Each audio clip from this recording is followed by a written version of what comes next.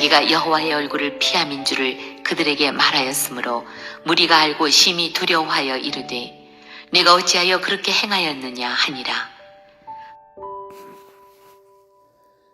요나는 폭풍이 그들에게 닥친 이유를 알고자 하는 무리들에게 재앙의 이유가 자신에게서 비롯된 것임을 정직하게 시인하였습니다. 아마도 이러한 그의 대답은 생명의 위험 가운데 놓인 무리들의 분노를 사기에 충분한 답변일 것입니다. 그리고 이를 요나 또한 예상하였을 것입니다. 그럼에도 그는 솔직하게 자신의 과오를 고백하였습니다.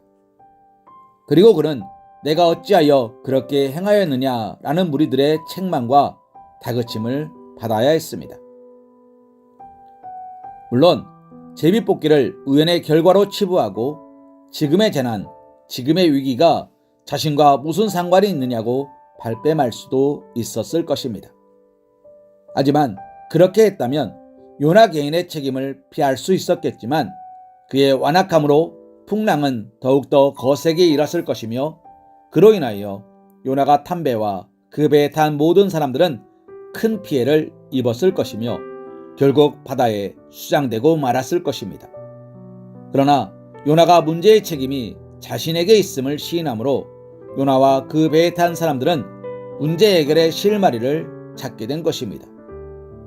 그 후에 요나가 제시했던 자기를 배에서 바다에 던지라는 제안은 결코 좋은 해결책은 아니었지만 그가 자기 죄를 정직하게 시인한 행동만은 배와 배에 탄 모든 사람들이 봉착한 불가항력적인 위기를 타개하는 데 있어 중요한 전환점을 마련한 것임에는 분명하다 할 것입니다.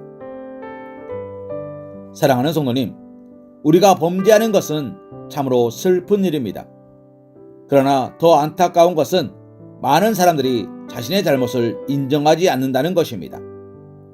분명 자신의 잘못으로 인하여 크나큰 위기와 시련이 도래하였고 그것으로 인하여 그가 속한 공동체까지도 크나큰 위기에 직면하였는데 이를 인정하지 않고 함구하거나 모른 척 한다는 것입니다. 어떤 이는 자기 잘못은 결코 인정하지 않고 그것을 타인에게 전가시키기까지 합니다. 사랑하는 성도님, 우리 각 사람의 범사를 다 살피시며 우리 삶의 모든 상황을 조성하시고 가꾸시는 하나님 앞에 이러한 자세를 고집한 결과가 무엇이겠습니까?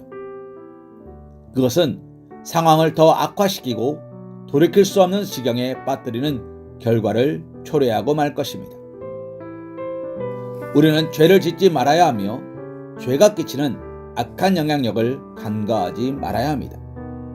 그러나 죄를 지었다면 그에 대한 책임을 인정하고 그에 대한 실제적인 희생을 감수하고자 하는 자세를 견지해야 합니다.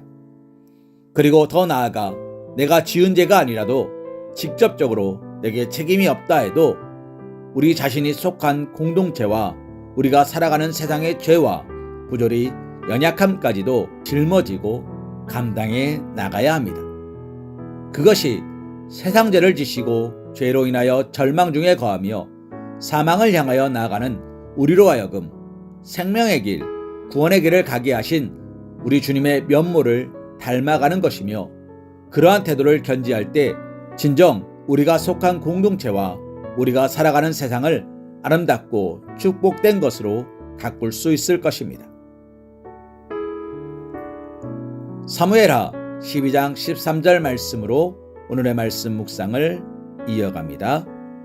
다윗이 나단에게 이르되 내가 여호와께 죄를 범하였노라 하매 나단이 다윗에게 말하되 여호와께서도 당신의 죄를 사하셨나니 당신이 죽지 아니하려니와.